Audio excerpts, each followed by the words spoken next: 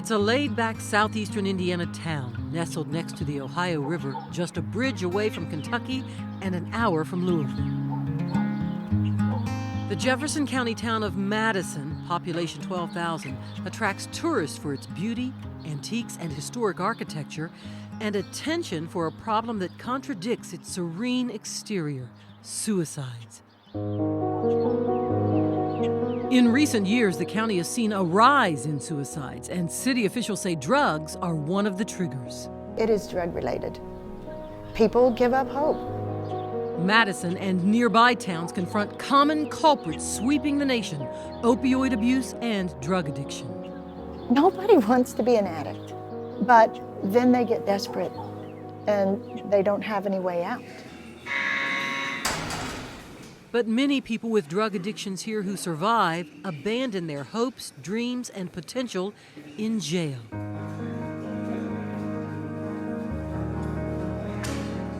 They end up serving time inside the Scott County Security Center in nearby Scottsburg. They are people like 25-year-old Dakota Fortner, behind bars for drug possession. He got caught trying to sell drugs to feed his addiction to a powerful opioid, heroin. It's not a good life to live at all.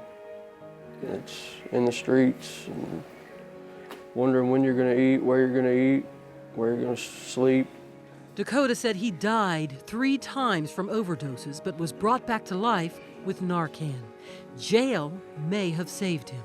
I've learned a lot about how to stay sober and had a lot of time to think about my life.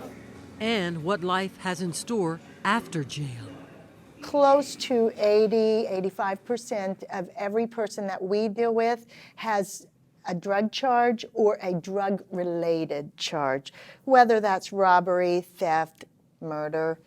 Who is going? Is it going to be you or Brad? Connie McCollum is the Adult Education Director for River Valley Resources in Madison, a nonprofit that helps low-income or disadvantaged Hoosiers get jobs. And our mission is to help people find sustainable employment through education, training, whatever means we can.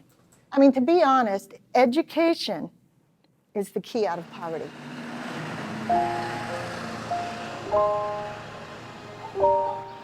But the devastation of drug abuse in some rural towns contributes to poverty, lower levels of higher education, and unemployment. Recently, we have started to work with second chance people, which are people that have been incarcerated. There's really nothing out there when they get out. They struggle. Jerry Gooden, the new sheriff in town in Scott County, has seen inmates collapse like a house of cards under the weight of their past. When they got out of jail, they couldn't go back to their families because they'd already burned all the bridges with their families. Okay? They couldn't get a job because they were a felon, and not a lot of people hire felons, and they had no education. So that choices that they had to choose from led them right back into here. Our goal, when I ran for sheriff, is to slam that revolving door shut. So Sheriff Gooden reached out to River Valley Resources to help the inmates go from jail to jobs through education. It's the only way out. It's the only way to break the chain. Education is the key. River Valley Resources knows education for inmates works because it first had success with women prisoners at the Madison Correctional Facility. The nonprofit partnered with Ivy Tech in Madison and the Indiana Department of Corrections to create an innovative certification program. Women prisoners are earning Ivy Tech certifications for higher-paying, skilled jobs. You don't have to go to college, 4 years. I mean, that is like scary for people. But an 8-week class, a couple weeks in a lab, that's all you need to get started. This is a skills economy.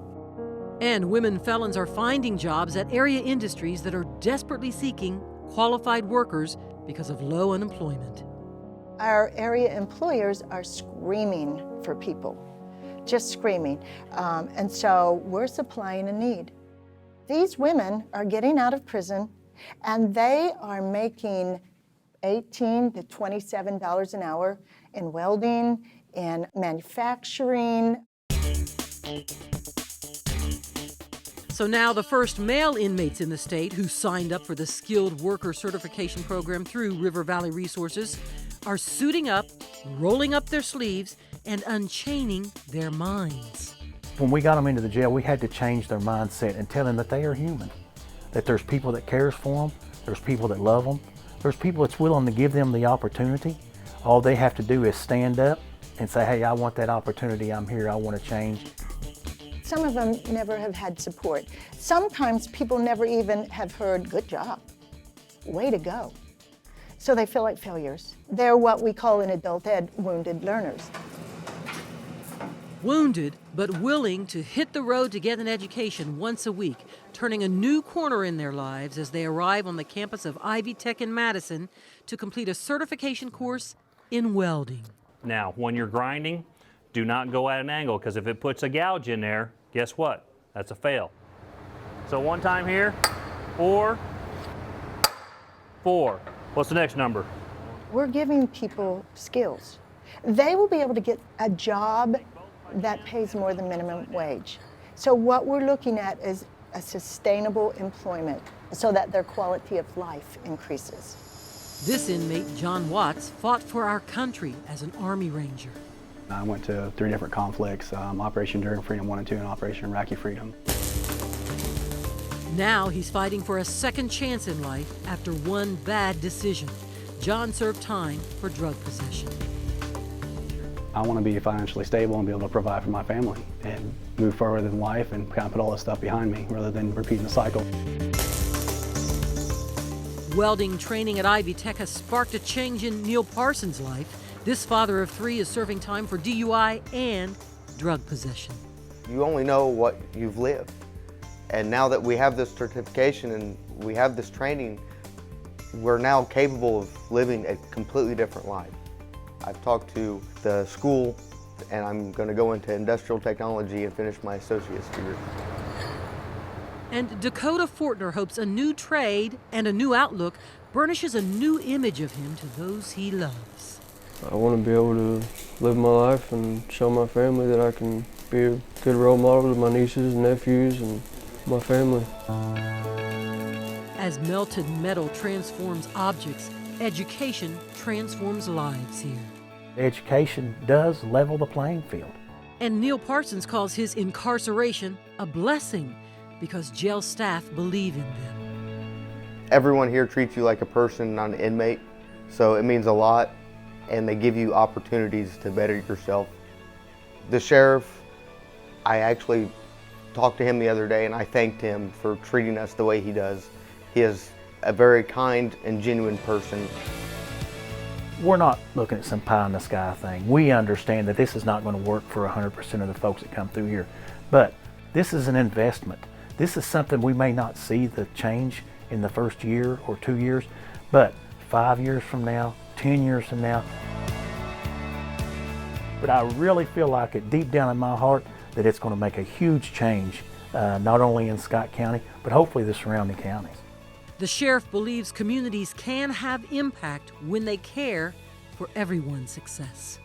Before the class even finished, before the men even tested, we had an employer come to the jail, hand the sheriff applications for all of the men.